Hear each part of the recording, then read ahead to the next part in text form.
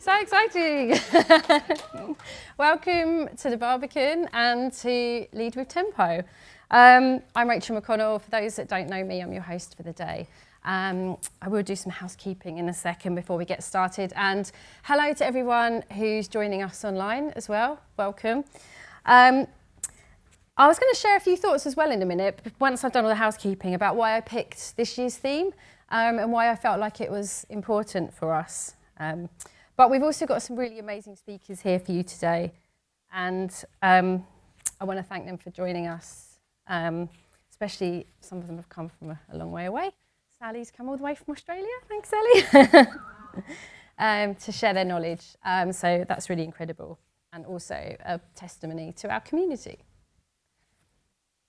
So between today's talks, there's going to be plenty of time to chat with each other, so make new friends, meet people that you've perhaps been friends with online but never met in person. Make the most of this time, and it's really good seeing everyone in one place, just learning from each other. And it's always my dream to make this a reality and a real life event, and this is our fourth one now. So thank you for being here along the way with us as well. After the first three talks, we'll be having live Q&A with the speakers. They'll come up to the stage. We've got the wonderful Jonathan Coleman here with us today. He's going to host the Q&A sessions. You'll find some cards on your seats to write your questions down. If you're joining us online, please feel free to just drop it into the chat, and our speakers will gather it up for us. So what else do I need to tell you? Yeah, a couple of housekeeping bits before we get started. So if you're joining on our live streaming platform, you'll find some tips to help you navigate around the site. But you'll also have Amy and Lauren and Alice online to help you if you need any support. Sorry, I've just been told that there might not be any sound on the live stream, so we're getting that sorted for you. So if there are any technical difficulties during the day, our volunteers are also here to help out. But you can also email leadwithtempo@gmail.com or post on our Slack channel if you have any concerns. If you're online and you need subtitles, we recommend Maestro, which is a captioning tool. So please add that if you're online and you need that. And we've also set up a Miro board for our online attendees, so you can have a look around there. You'll find some pet pictures. You can share your thoughts throughout the day. Please do share your pet pictures. Mine's already up there. There's also a virtual goodie bag that you can have a look at. Share your CV if you're looking for work, if you've got any job roles, add that to the board. Please get involved with the online chat as well, even if you're here. Post on socials. You can use the hashtag #LeadWithTempo. And again, feel free. Actually, I was going to say as well, if you are posting pictures and things with speakers, like obviously tag them, Lead with Tempo. If you're posting questions on our Slack as well, don't forget to say who the question's for. Okay, what else do I need to tell you? So if you're here with us in the room, hopefully you've already sussed out where the coffees and teas are, where the drinks are, where the toilets are. If there is a fire alarm, hopefully there won't be, but exits are here. I feel like cabin crew. And if you need anything through the day, we have got two volunteers, Zosha and Sally, in pink stripy tops. They'll be happy to help. And they're in here somewhere, I think. I can't see them right there. Right at the back, give us a wave. We want this to be a respectful event, so please treat others how you would want to be treated. We do have a code of conduct online if you want to have a look at that at all. And again, if you have any concerns throughout the day, please just flag them to us or volunteers, or come and speak to me or Alice. Okay, so after the event, you will all have access to our online platform for 3 months. So if you want to rewatch any of the talks, you can rewatch them. It takes us a while to caption them and get them uploaded. It's a really fun job captioning all the talks. But until we've got them all up individually, you can just rewatch the live stream and skip to the part you want. So it takes us a few days to get the individual talks up there, but you'll continue to have access for a few months. Okay, we're nearly ready to get going, but I just want to say a few thank yous before we start. So we've got our brilliant tech team up there, Duncan and Spencer and Julian and Celia, our photographer, Finton, and Martin, He's not here today, but he's our designer. And our volunteers, Amy, Zosha, Lauren, and Sally. So thank you so much, because obviously without that help, we couldn't put this event on. So yeah, thank you. And lastly, as I said, if you do want to share, please do tag us on social media. Alice and I put this on sort of in addition to our day jobs, so we kind of rely on word of mouth and PR to get people here, get people attending the event. So yeah, if you have a good day, tell people about it. So we'd love to see a few more of you here next year. Okay, let's get started. That's what we're here for. So before we start off with our first few speakers, I just wanted to share a bit about the theme for the day. And do I have a clicker? Where's my clicker for the slides? Ah, it's here. Okay, great. Okay, so yeah, I'm going to talk a little bit about braver leadership as my theme. And I didn't really define a theme for last year's event, but there were some themes that kind of naturally came out throughout the day. There were some things that emerged. And one of them was, like, as a collective community, we'd been navigating quite a lot of change. And we were supporting ourselves and our teams through that change. And that wasn't something that we always felt prepared for as leaders. And we were learning to do more with less. So we were learning to think about how things like AI could help us scale our team, help us be more effective, and help us be better at setting boundaries. We were also giving up on the idea of being a perfect leader because actually we were just doing what we could in that situation and accepting that being the best we could was actually enough. And generally we felt really uncertain about the future of content design and kind of what that meant for us and what that meant for our teams and what it meant for the team's roles as well. So myself, I reflected on my own personal journey because I've navigated a lot of change. In fact, my career has often really felt like a bit of a game of snakes and ladders, if I'm honest. And every time I felt like I was getting somewhere, getting to the top of the ladder, a bloody snake would come along and knock me back down to the bottom. So I could really kind of empathise with that. And I was also having to figure out how to do more with less. So I'd go into an organisation, I'd have a team, everything was great, I had the headcount, I was hiring, things started off really well. And then I ended up with a smaller team, less budget, and less time to get to those foundational things that I knew would help me scale my team. So it was really frustrating. So I 100% felt the pressure of being a good leader. It's like, what do I do? And then I had 2 redundancies within 18 months.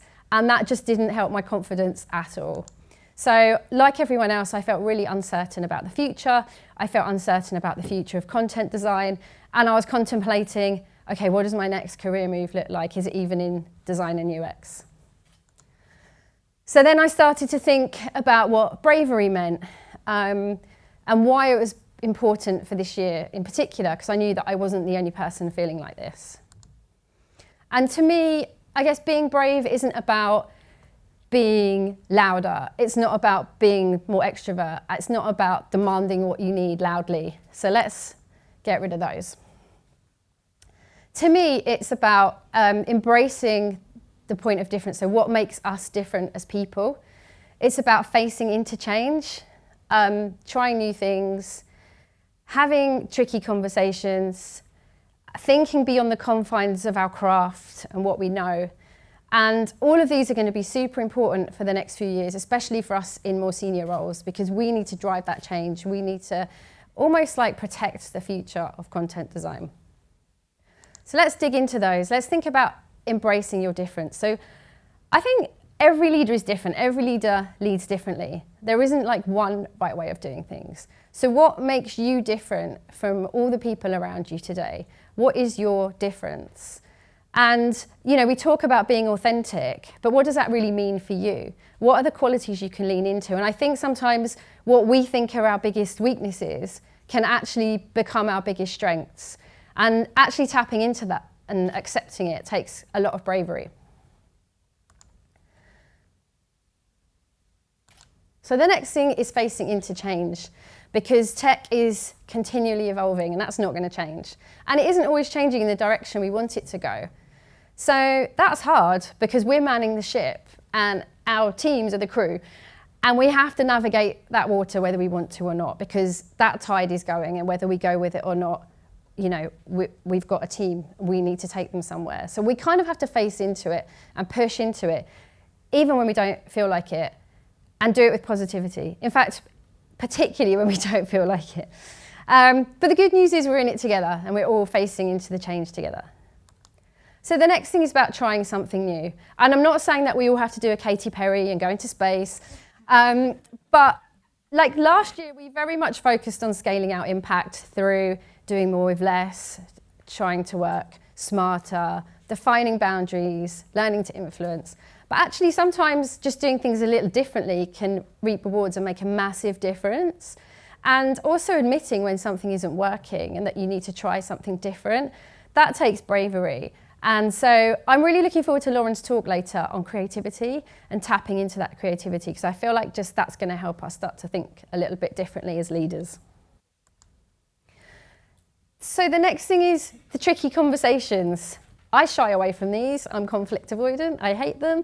But actually, sometimes we have to admit things are not working. We have to give constructive feedback. We have to change direction when we know we're going the wrong way. And you need to have the courage to have that conversation with the right person at the right time, and just say the things that are on our mind. Because if we don't say them, no one will. And then thinking beyond the confines of our craft. So our craft is often the comfort zone. It's the thing we know, it's the thing we're passionate about, especially if we're new into leadership. And it can be, you know, really tempting to kind of get into the detail and fall back into that craft thing. But if we want to scale our impact, we have to go beyond that and connect the dots across our organisation, whether that's product areas, whether that's work streams, whether that's different teams, whether that's even different companies. So we have to show what value we bring other than the content, especially in some orgs, content design is still seen as a nice to have. So what are the things that we can bring beyond that? How do we connect those dots? And that takes a bolder team vision, and it takes braver relationship building. And again, later on, we've got a talk from Jane about stakeholder relationships and stakeholder management, which I'm really looking forward to. And then the last thing that I haven't mentioned is the bravery it takes to have conviction just in ourselves and be our own cheerleaders, so no one else is going to do it. And it's actually really easy to compare ourselves to others, particularly perhaps when we're going through those periods where we have low confidence. Why has that person got that job? How's that person got that job? I need to be writing more blog posts. I need to be speaking at conferences. What am I doing wrong? Like all of these things that go through our heads. And if you're like me, you might come to these sorts of conferences and feel that everyone else has got it sorted. That's a lie. We don't. I'm just going to tell you that right now. We're all making it up as we go along. So I love this quote. It relates to sports, and that actually when you're not in the limelight, when you're not winning medals, when you're not on full stage, that's when you're building yourself. That's when you're becoming stronger as a person and figuring out who you are and what you can do. And as I said, you don't have to be louder and bolder or more visible to be a stronger leader, because we're all leading in our own way. And in fact, the people that are here speaking today are not here because they're loud, outspoken, public presence folks. They're here because they have amazing things and insights and stories to share. So I hope you'll find them really useful. So before we start, I'd just like you to close your eyes for a second and just picture yourself in a year's time.